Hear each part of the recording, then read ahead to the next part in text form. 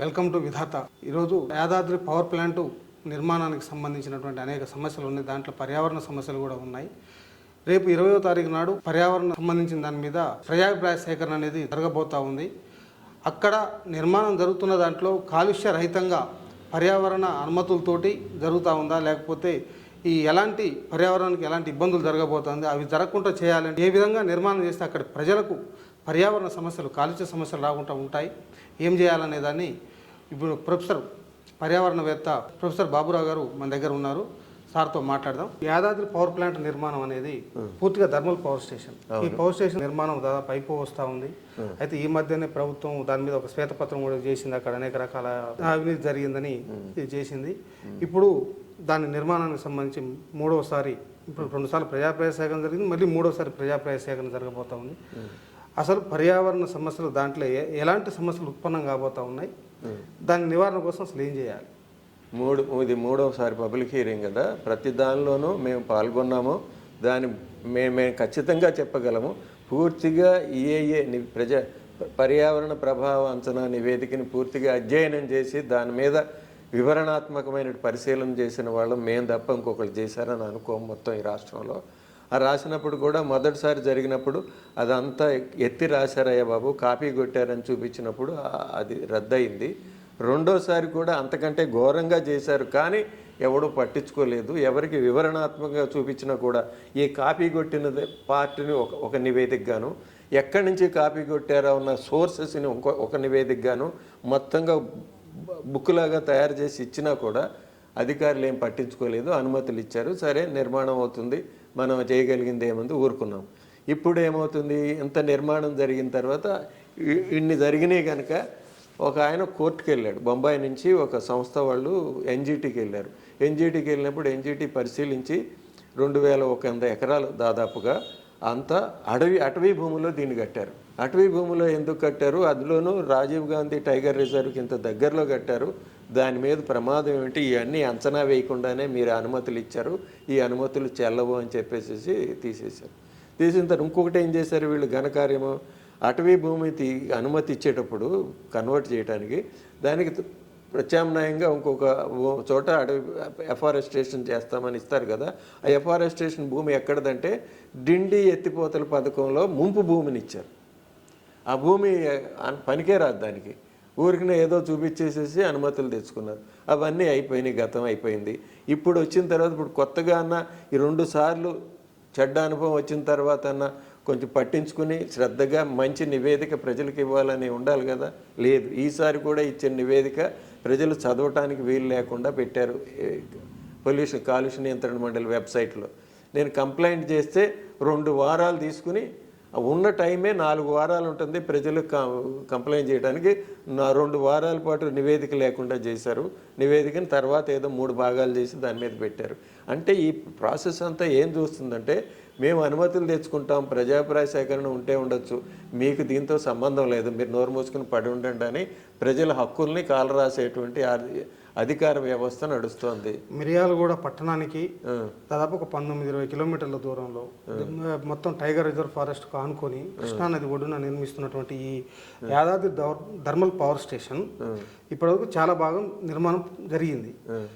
అక్కడ ఇది ప్రొడక్షన్ ప్రారంభిస్తే, విద్యుత్ ఉత్పత్తి ప్రారంభిస్తే ఎలాంటి సమస్యలు ఎదురుగాబోతున్నాయి ఇప్పుడున్న దాని ప్రకారం? కాలుష్యం గురించి తగ్గించాలని చెప్పి కేంద్ర ప్రభుత్వం ఏం చేసిందంటే 2017 నుంచి కొత్తగా నిర్మించేటువంటి థర్మల్ విద్యుత్ కేంద్రాల్లో ప్రతి కేంద్రంలోనూ 2 యూనిట్లు అదనంగా నిర్మించాలి కాలుష్య నియంత్రణకి.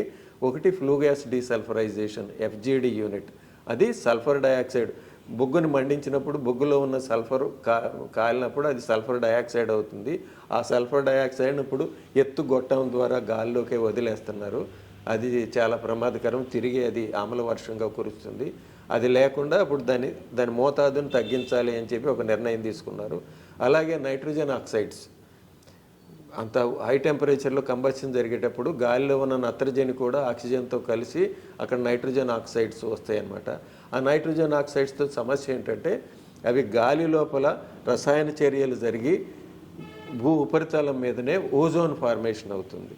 ఆ ఓజోన్ ఫార్మేషన్ అనేది పంటలకి మనుషుల ఆరోగ్యానికి ప్రమాదకరం. ఈ రెండింటిని తగ్గించడం కోసం ఆ 2 యూనిట్లు పెట్టాలన్నారు.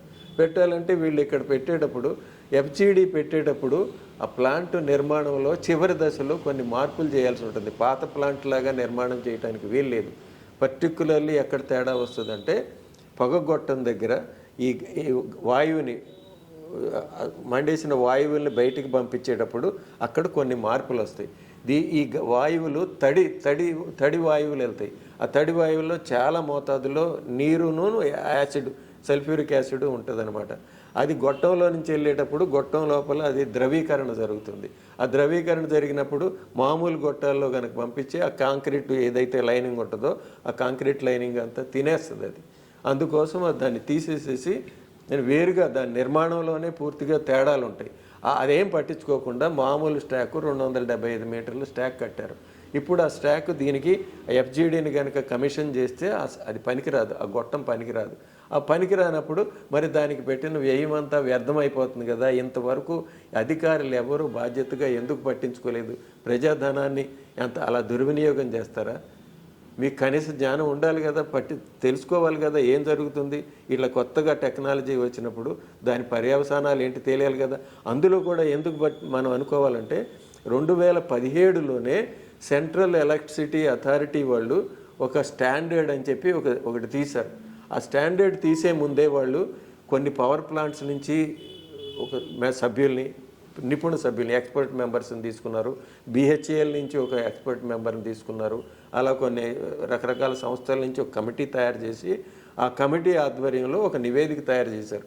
అంటే కొత్తగా FGDలు పెట్టినప్పుడు, పాత ప్లాంట్లో కూడా FGDలు పెట్టినప్పుడు ఏ మార్పులు చేయాలి, ఎలా మార్పులు చేయాలి, ఈ మార్పులు చేసేటప్పుడు ఎలాంటి నియమాలు పాటించాలి అని చెప్పి ఒక స్టాండర్డ్ తయారు చేశారు. అది 2017లో.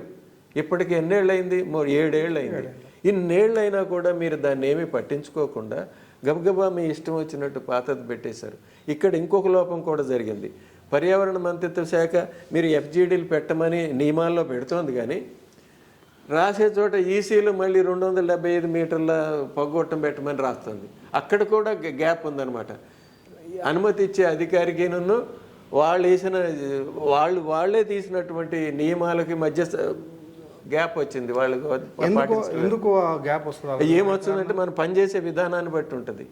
మనము పూర్తిగా నిబద్ధతతో పనిచేసే వాళ్ళు అయితే అలా ఉంటుందండి. నిబద్ధత లేకుండా ఏదో తెలిసింది మనం ఏది రాసినా మన అడిగేవాడు ఎవడు, ఎక్కడ అకౌంటబిలిటీ లేదు, బాధ్యత లేదు, తప్పు చేస్తే అడిగేవాడు లేడు.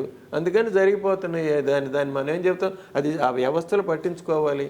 ఎందుకు జరిగింది అని చెప్పి ఎవడన్నా ఇప్పుడు పరిశీలన చేస్తున్నాడా? ఇప్పుడు రాష్ట్రంలో చాలా చోట ఈ నిర్మాణాలు జరిగినాయి 2017 తర్వాత. రామగుండంలో 2 యూనిట్లు 800 యూనిట్లు వచ్చినాయి. అలాగే విజయవాడ అక్కడ ఒకటి వచ్చింది. ఇబ్రహీంపట్నంలో ఒక 800 యూనిట్ వచ్చింది. అది కూడా ఇప్పుడిప్పుడే కమిషన్ అయింది. ఇంకో చోట ఆంధ్రప్రదేశ్లో ఇంకో చోట కృష్ణపట్నం దగ్గర ఒక యూనిట్ వచ్చింది. వీళ్ళందరూ కూడా మళ్ళీ అదే తప్పు చేశారు. అందరూ 275 మీటర్లను కట్టేశారు. ఇప్పుడు ఏం చేస్తున్నారో తెలియదు. ఏది పారదర్శకంగా ఉండదు. అడిగినా ఎవడు చెప్పడు. మేము ట్రై చేసాం చాలా వరకు, పవర్ ప్లాంట్ ఇంజనీర్స్ని అడిగి చెబుదామని, ఎవడు చెప్పడం మాకు తెలియదు అంటారు. ఎన్విరాన్మెంటల్ ఇంజనీర్కి తెలియకపోతే ఎవరికి తెలుస్తుంది? మరి అదే మరి కదా, మన దౌర్భాగ్యం అదే కదా మనకి. ఎందుకంటే వాళ్ళని ఎవడు అడుగుతాడు, వాళ్ళని ఎవడు ప్రశ్నిస్తాడు? ఎవడు ప్రశ్నించాడు కదా. ఇప్పుడు మనం ఏదన్నా మంచి చెప్పాలని చూస్తుంటే ఎంత ఇబ్బందిగా ఉందో చూడండి. ఇప్పుడు అధికారులు పట్టించుకోవట్లేదు, ఎవడూ పట్టించుకోవట్లేదు.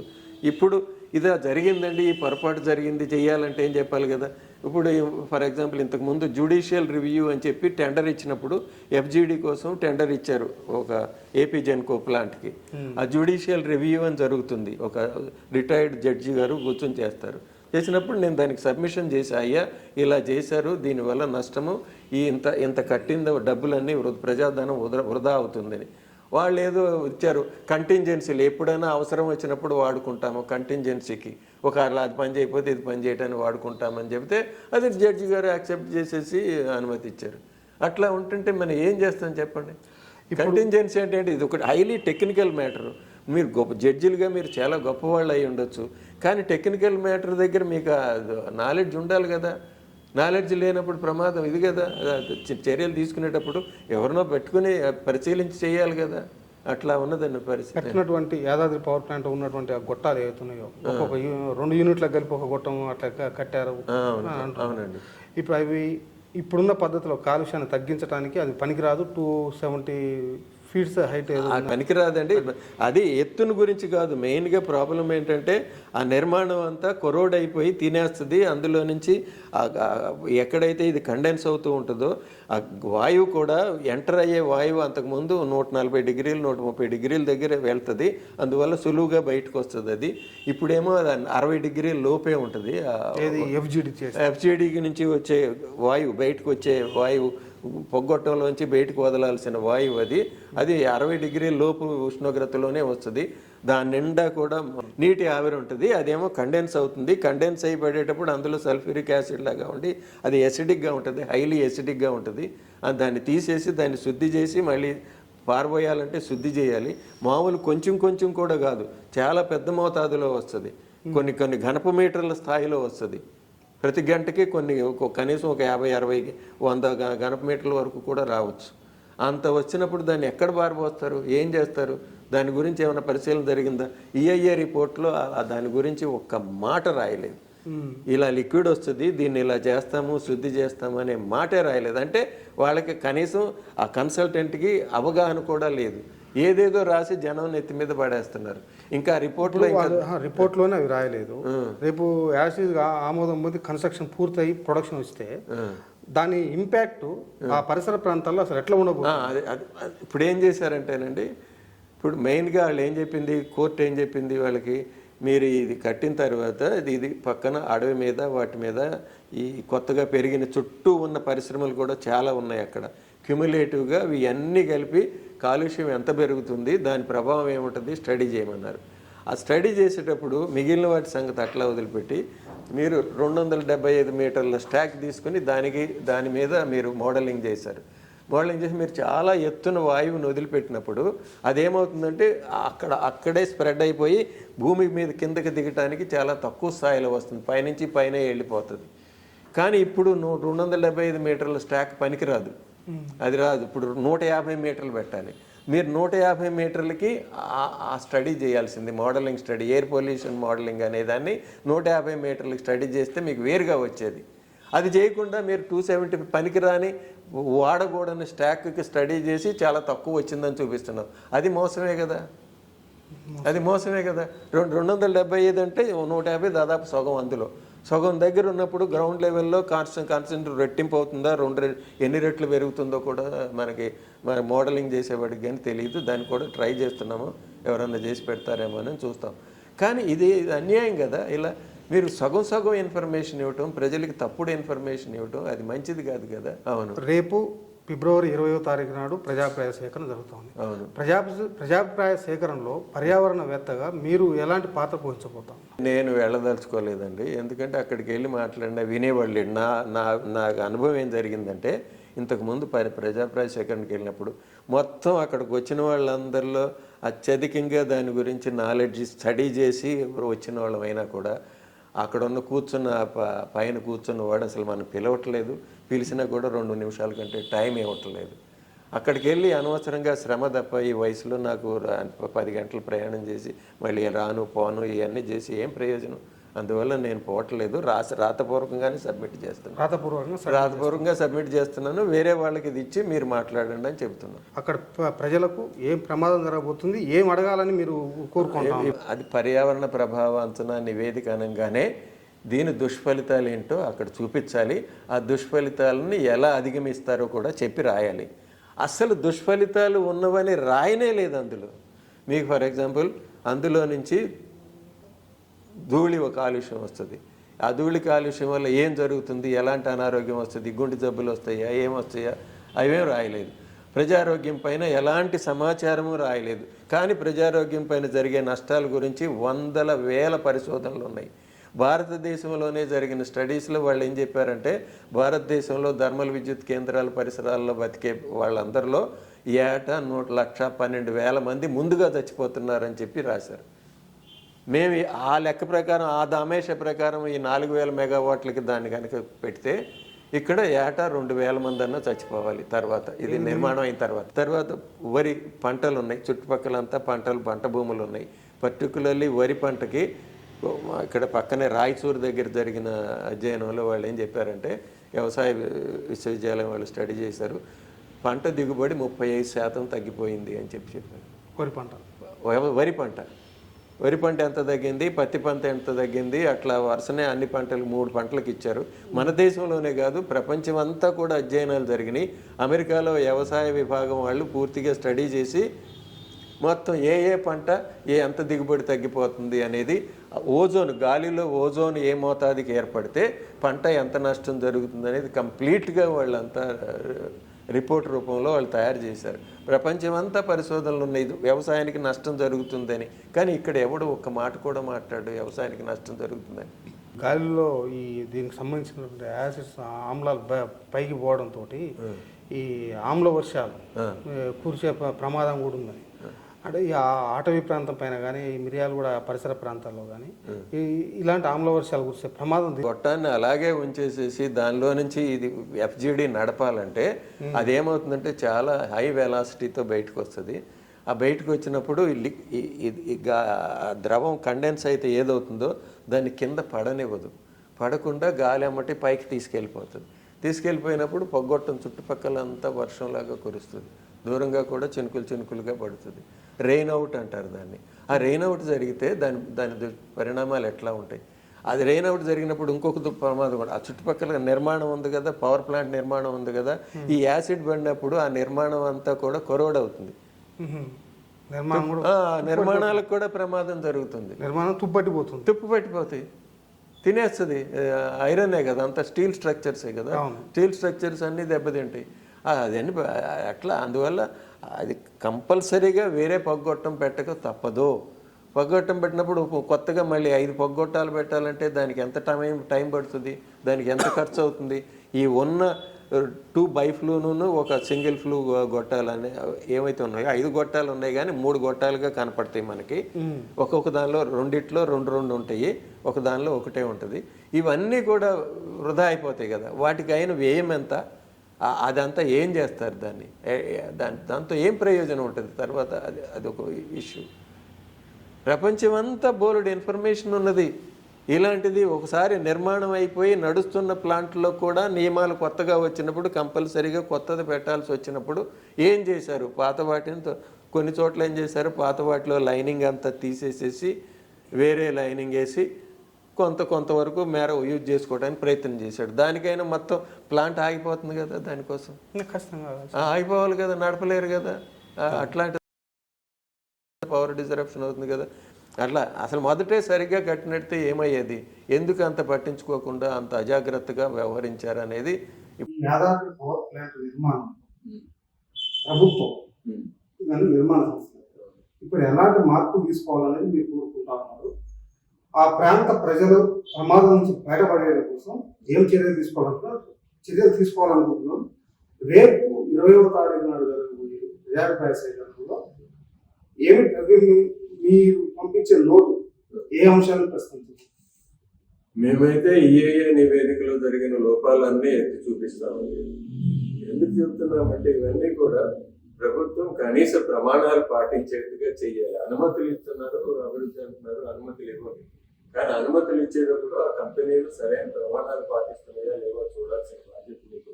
ఏం చేసినా అనుమతులు ఇచ్చేస్తామంటే అడ్డగోలు వ్యవహారం జరుగుతుంది. ఇప్పుడు అదే జరిగింది.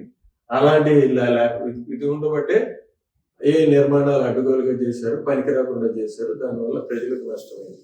ఇప్పుడు మనం భూతాపం విపరీతంగా ఒక భయంకర దశలో ఉన్నాం. అసలు ప్రపంచం అంతా కూడా బొగ్గుని వాడొద్దు అని చెప్పేసి ఉద్యమాలు చేస్తుంది. మొన్న ఇక్కడే COP28 జరిగినప్పుడు దుబాయ్లో కూడా శిలాజ ఇంధనాలను వాడుకు నిషేధించాలి, ఫేజ్ అవుట్ చేయాలి అని చెప్పి పెద్ద డిమాండ్ వచ్చింది. ఈ ఏడాది ఏమి నిర్ణయం జరగలేదు, ఎందుకంటే ఆ కంపెనీలకి చాలా ఆర్థిక రాజకీయ బలం ఉంది కనుక ప్రపంచంలో నిర్ణయాలు జరగకపోవచ్చు. కానీ రేపొద్దున ఖచ్చితంగా ఈ ప్రమాదం పెరిగిపోతున్నప్పుడు, మనిషి బ్రతకలేని పరిస్థితులు వస్తున్నప్పుడు దాని మీద ప్రపంచవ్యాప్తంగా చర్యలు జరిగేటువంటి అవకాశం ఉంది. అప్పుడు మీరు 30,000 కోట్లు పెట్టుబడి పెట్టారు, ఇంకా కంప్లీట్ కాలేదు, ఎప్పుడు కంప్లీట్ అవుతుందో ఎంత ఖర్చు అవుతుందో తెలియదు. అటువంటి దేని పెట్టుబడి రేపొద్దు 2035లో మూసేయాల్సి వచ్చింది అనుకోండి, అదంతా వేస్టే కదా, ఆ పెట్టుబడి అంతా వేస్టే కదా, ఆ నిర్మాణం ఎందుకు పనికిరాదు కదా. అవన్నీ ఏమీ గమనించకుండా మేము కట్టాము మేము పెట్టుకుంటాము అంటే ఇప్పుడు మనతో ప్రజల మీద అయితే మీరు ఏదైనా చెప్పొచ్చు, కానీ you cannot negotiate with nature. ప్రకృతితో మీరు ఆర్గ్యుమెంట్ పెట్టలేరు. దాని ధర్మాల ప్రకారం అది చేర్చుది. ఖచ్చితంగా మీరు దానికి తలొగ్గి ఉండాల్సింది తప్ప ఇంకొక మార్గం లేదు. సో మనం చేసేటప్పుడు సరే ఇప్పుడు ఈ ప్లాంట్ నిర్మాణం జరిగిన తర్వాత బాధితులు ఎవరు? అక్కడ స్థానిక ప్రజలు. అక్కడ మరి ఆ నల్లమల అడవులకి దీని నుంచి జరిగే నష్టం ఏంటో కూడా ఎవడో అంచనా వేయట్లేదు, పట్టించుకోవట్లేదు. ఖచ్చితంగా నష్టం జరుగుతుంది, జరగదనేది ఉండదు. మేము వీళ్ళు ఏమంటారంటే మేము తగ్గించేసాము 100కు మీరు తగ్గించామంటారు. 100కు తగ్గిస్తే 100 నిరూపణ ఉందా? లేదు కదా. మీరు ఏదో ఇంక ప్రపంచంలో 100 కూడా ఎలా చేయరు. 2 రకాలు ఉంటాయండి అక్కడ. ఒకటేమో కాన్సన్ట్రేషన్, అంటే 100 మిల్లీగ్రాములు ఘనపు మీటర్ అనేది అది కాన్సన్ట్రేషన్ అంటారు మొత్తం. తర్వాత మొత్తంగా ఎంత సల్ఫర్ డైఆక్సైడ్ గాలిలో వదులుతున్నారు అనేది కూడా లెక్క. ఇప్పుడు మా లెక్క ప్రకారం ఇది వేసిందంటే అది గంటకి దాదాపు 2 టన్నుల సల్ఫర్ డైఆక్సైడ్. అది శుద్ధి చేసిన తర్వాత కూడా గంటకి 2 టన్నుల సల్ఫర్ డైఆక్సైడ్ బయటకు వస్తుంది. 2 టన్నుల సల్ఫర్ డైఆక్సైడ్ అంటే తక్కువ. మరి అంత సల్ఫర్ డైఆక్సైడ్ వస్తుంటే అది డ్యామేజ్ చేయకుండా ఉంటుందా? గాలిలో డిస్పర్స్ అయిపోతుంది అంటారు, కానీ ప్రకృతి ఏం జరుగుతుంది? పైకి పోయిందల్లా మళ్ళీ కిందకే వస్తుంది. ఎక్కడైనా సైకిల్స్ లో ఉంటుంది, అదంతా సైకిల్స్ లో వస్తుంది, ఏదో రూపంలో వస్తుంది. అది అడవుల మీద పడితే ఏమవుతుంది? అడవులు నాశనం అయిపోతాయి. ఇప్పటికే మన అడవుల పరిస్థితి చాలా దౌర్భాగ్యంగా ఉంది. ప్రజల ఆరోగ్యం సంగతి ఏంటి? ప్రజలు తిండికి, ఆహారానికి, ఇప్పుడు ఉష్ణోగ్రతలు ఇప్పుడు అక్కడ ఏమవుతుందంటే ఇది 4000 మెగావాట్లు కదా. 4000 మెగావాట్లు ఉన్న ప్రాంతంలో అది తిరస్కరించే ఉష్ణం ఎంత ఉంటుందంటే అది 2 రెట్లు ఉంటుంది. అంటే 8000 మెగావాట్ల హీటర్ పెట్టినట్టు అక్కడ ఆ ప్రాంతంలో అదంతా వేడెక్కుతుంది ఆ మేరకి. మరి వాళ్ళంతా బాధితులే కదా. అంతవరకు 8000 మెగావాట్ల హీట్ అంటే మీకు పునరుత్పత్తి కూడా తగ్గిపోయే ప్రమాదం. అది ఆడవాళ్ళకి ఆ ప్రాబ్లమ్స్ ఎప్పుడు ఉన్నాయి. చాలా చోట్ల కంప్లైంట్స్ కూడా ఉన్నాయి. వీటి నుంచి వదిలేటువంటి కాలుష్యం వల్ల స్త్రీలకే కాదు పశువులకు కూడా ఎదగ రావట్లేదు మా పశువులు అని చెప్పి గోల అక్కడ. ఎందుకు రావట్లేదంటే ఎవడు పట్టించుకోడు, చెప్పడు. ఇది కారణం అని చెప్పగలిగిన ధైర్యం ప్రభుత్వ అధికారులకు ఉండదు. అట్లా ఉందన్నమాట. ఎన్ని నష్టాలు ఉంటే ప్రజలకి నష్టాల గురించి చెప్పకుండా మీకు విద్యుత్ ఇస్తున్నామంటే విద్యుత్ ఎవరికి ఇస్తున్నారు? నగరాల్లో వాళ్ళకి ఇస్తున్నారు. గ్రామాల్లో వాళ్ళకి వాళ్ళు వాడే విద్యుత్ ఎంత? వాళ్ళు వాడే విద్యుత్కి ప్రత్యామ్నాయ మార్గాలు లేవా? ఇలాంటి కాలుష్యం లేని మార్గాలు లేవా? ఇలాగే ఇంత పెద్ద ఎత్తున ఇదంతా కూడా ఇటువంటిది ఎంత కట్టారు? మొదట్లో ఏం చెప్పారంటే అక్కడ 5200 మెగావాట్ల యూనిట్ కడతామని చెప్పి 4000 ఎకరాల కోసం ముందు ప్లాన్ చేశారు. తర్వాత ఏమైందో మరి డబ్బులు లేవనుకున్నారు, ఏమి లేవనుకున్నారు, 4000కి తగ్గించి 2100 ఎకరాల అటవీ భూమిని తీసుకున్నారు. మొదట్లో ఇంకెక్కువ తీసుకున్నారు అనుకున్నారు, ప్లాన్ చేశారు. కానీ అది ప్లాన్ కుదించుకుంటూ వచ్చారు. అంత పెద్ద ప్లాంట్ ని అనాలోచితంగా తీసుకెళ్లి నల్లమల అడవి పక్కన పెట్టాలనే ఆలోచన ఎవరికి వచ్చింది? ఆలోచన ఎందుకు ఎవరు దాన్ని పరిశీలించలేదు. మన దగ్గర జరుగుతున్నది ఏంటంటే అభివృద్ధి అని చెప్పి దేన్ని చేసినా ప్రజలు అంగీకరించాలంటున్నారు, కానీ అభివృద్ధి నిర్ణయం తీసుకునేటప్పుడు దాన్ని పూర్తిగా సమగ్రంగా పరిశీలన జరగట్లేదు. ప్రజాభిప్రాయాన్ని తీసుకుంటే ప్రజలంటే చాలా మంది ప్రజలు పట్టించుకోకపోవచ్చు, కానీ సీరియస్ గా మీరు చేయాలంటే సమాజంలో చాలా మంది ఉన్నారు. ఇదిగో దీనిలో ఈ ఇబ్బందులు ఉన్నాయంటే మనం పునరాలోచించుకోవచ్చు అని చెప్పి అదే మరి వాళ్ళకి కనీసం తెలియదు. ఇప్పుడు ప్రజాభిప్రాయ సేకరణ చేస్తున్నప్పుడు కాలుష్య నియంత్రణ మండలి వాళ్ళ గ్రామాలకు వెళ్ళి ఇదిగో మీ దగ్గర ఇట్లాంటి పరిశ్రమ వస్తుంది, ఈ పరిశ్రమలో మంచిది చెడు ఇది అని చెప్పి వాళ్ళకి అవేర్నెస్ ప్రోగ్రామ్ చేయాలి కదా. ఎవడో చేయడు. కనీసం ఆ ఊర్లో చాలా మందికి మా వాళ్ళు వెళ్ళినప్పుడు వాళ్ళు చెప్పేది ఏంటంటే ప్రజాభిప్రాయ సేకరణ ఉందని కూడా తెలియదు. వాళ్ళకి ఎప్పుడు తెలుస్తుందంటే ఒక రోజు ముందు టామ్ చేస్తారు, డప్పు కొడతారు. అప్పటి వరకు చాలా మంది ప్రజలకు తెలియదు. అక్కడ నివేదిక పెట్టామంటారు, 800 పేజీల నివేదిక ఇంగ్లీష్ లో అక్కడ పెడితే ఎవడు తీసి చదువుతారు? ఎవడికి అర్థమవుతుంది? అందులో ఎవరికి అర్థమవుతుంది చెప్పండి? ఇంగ్లీష్ లో అందులో టెక్నికల్ మ్యాటర్ కదా. మీకు అంతదాకా ఎందుకు, నేను మీ రిపోర్ట్ని కొంతమంది మా దగ్గర రిటైర్డ్ సైంటిస్టులకు షేర్ చేసి మీరు ఏమన్నా చెప్తే మీ అభిప్రాయం చెప్పండి అయ్యా అన్నారు. ఎవరి దగ్గర నుంచి నాకు ఒక మాట కూడా రాలేదు. ఎందుకంటే అది చదవాలంటే దానికి ఒక ఎఫర్ట్ కావాలి, ఆ పర్టికులర్ రంగం మీద కొంచెం పట్టు తెచ్చుకోవాలి, దానికి ఎంతో కష్టపడితే తప్ప అది కాదు. అందువల్ల ఇది చాలా అది దాంట్లో నడిపేస్తున్నారండి. మెయిన్గా అనేది ఏంటంటే ప్రజల గురించి పనిచేసే సంస్థలు ప్రజల సంక్షేమం గురించి పట్టించుకోకపోతే ఇలాగే జరుగుతుంది. Thank you sir. Thank you.